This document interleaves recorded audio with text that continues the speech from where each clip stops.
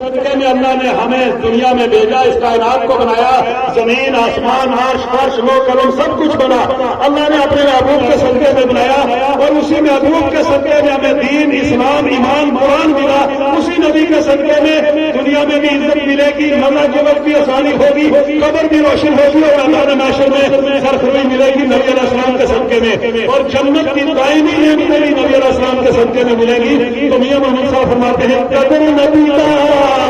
ایک ہی جان دنیا دار کمی قدر نبی کا وہی جانن صاف جنہیں دیسی